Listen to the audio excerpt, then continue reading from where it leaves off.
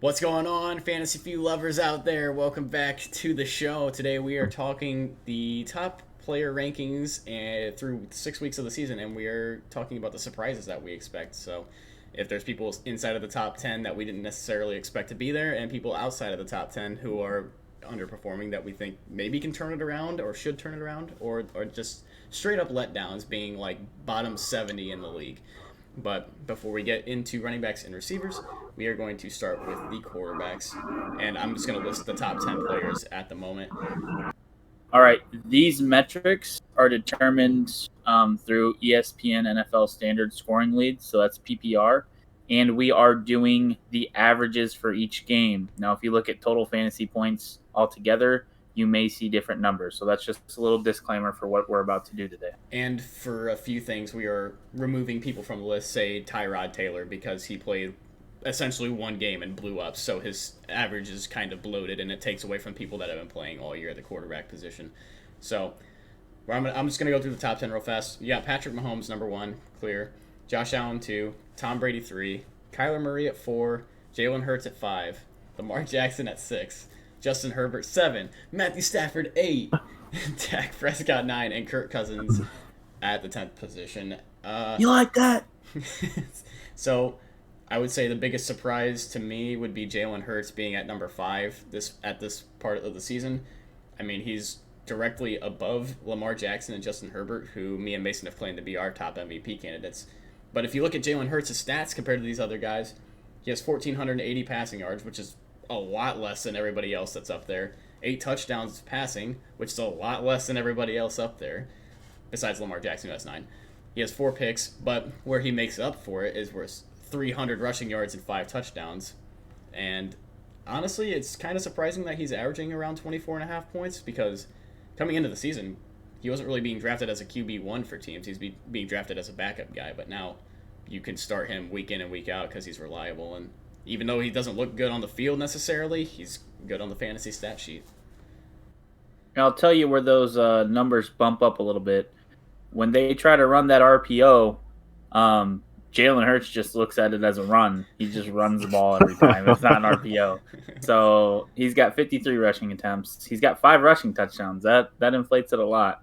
Fantasy-wise, we'll keep it there. He's scoring it each and every week, man. Start him because he's going to get you those points. They force him the ball. They force him the throws. They force him the rushes. He's going to keep scoring you points. Sure. Another one down on the list that is surprising. Look at Aaron Rodgers. Average points per game, he is ranked at 13.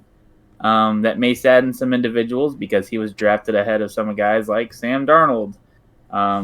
Probably drafted ahead of, now who is not irrelevant, Russell Wilson. Drafted above Kirk Cousins for sure. Guys like that. Definitely drafted before Matthew Stafford. But yeah, Aaron Rodgers is playing fine. He had that slow week 1, 12 passing touchdowns, 1,400 passing yards, 2 rushing touchdowns. The dude's doing fine. Just one of those surprising numbers. You want to know what else about Aaron Rodgers?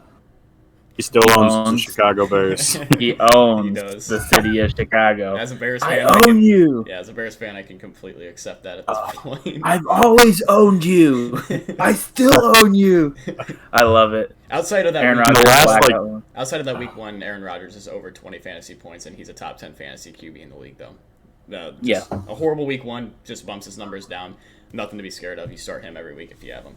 No, but all I was saying is that he's gonna move. That team is killing it right now. I'm sure he's gonna be one of Paul's top MVP candidates before long. So just sit back and wait for more on that. Never. Next guy we'll get into, Ryan Tannehill. I drafted him in a couple of leagues with the hopes of being able to start him each and every week. They upgraded their team. They got Julio Jones, and Ryan Tannehill is averaging. I can't pull it up. Do you guys see what he's averaging right now? 16, yeah. He only has he's 6 quarterback 21. Quarterback 21 on the season. Only 6 passing touchdowns at 1,200 yards. Then again, that is before the Monday night game here today, and his numbers will go up from there.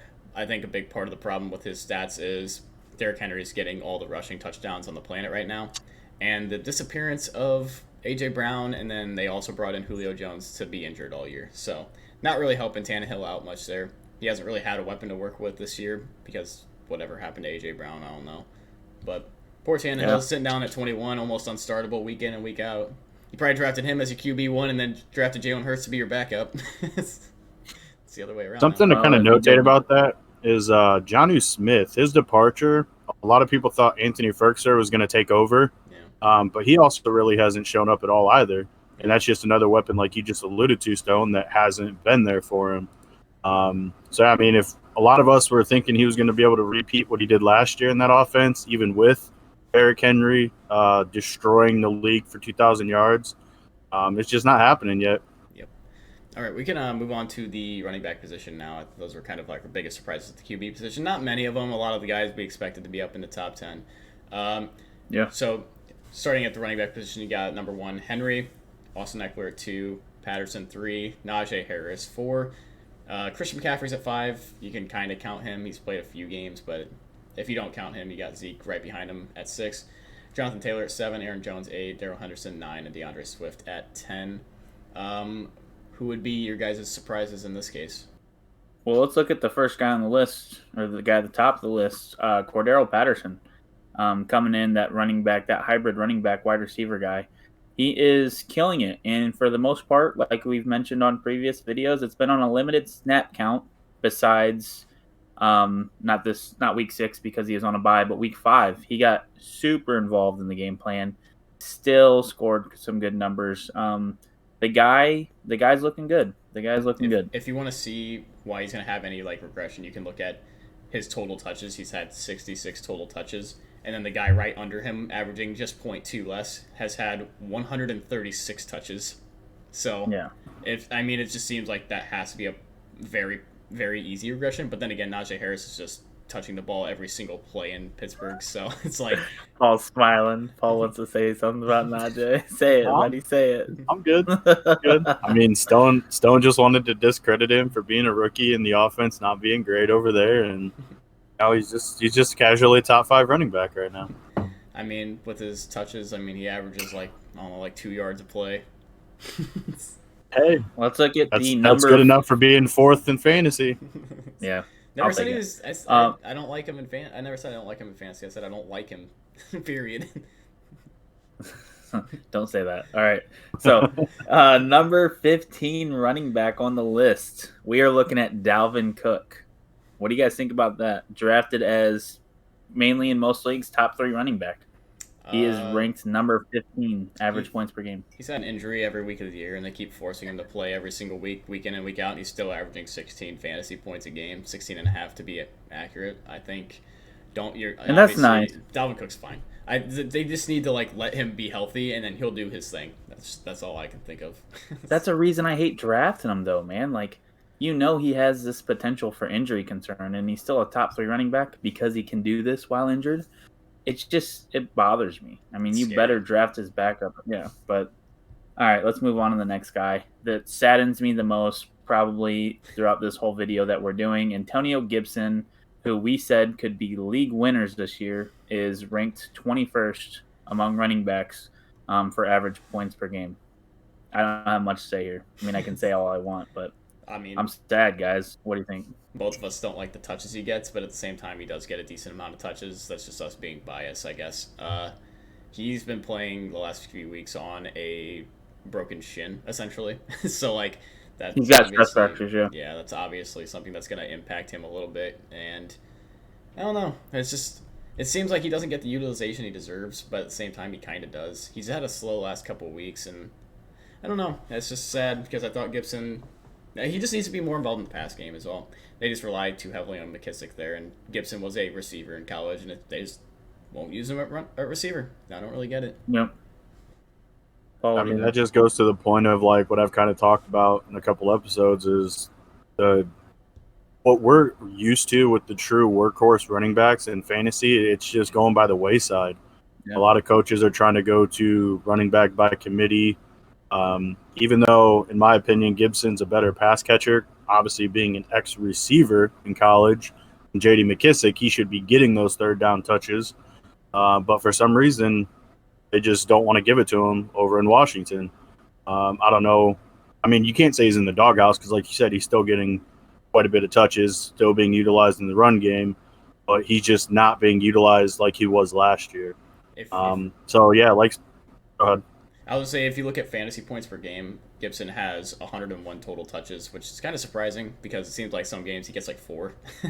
But there were games where he'd get like high 20s. So you got him at 13.3 fantasy points per game, and right above him at 14.5 is Zach Moss with only 54 total touches, which is just like disheartening as an Antonio Gibson fan.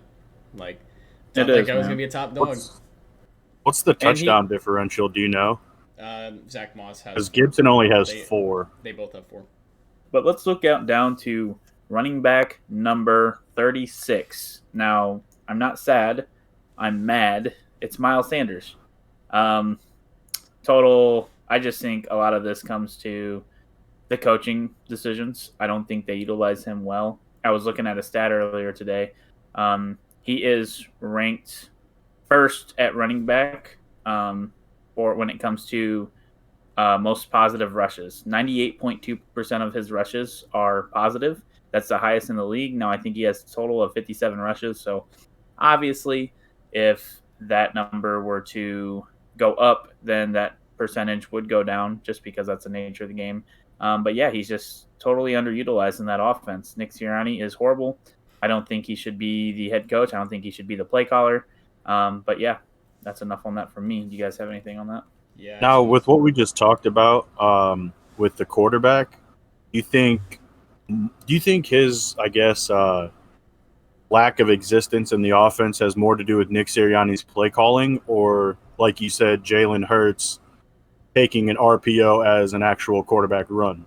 Well, they don't need to not handing it off. They do. Here's what's going on. Well, I don't know that this is what's going on. Jalen Hurts is trying to be showcased in that offense. Nick Sirianni is basically just like, hey, let's save the Philly franchise.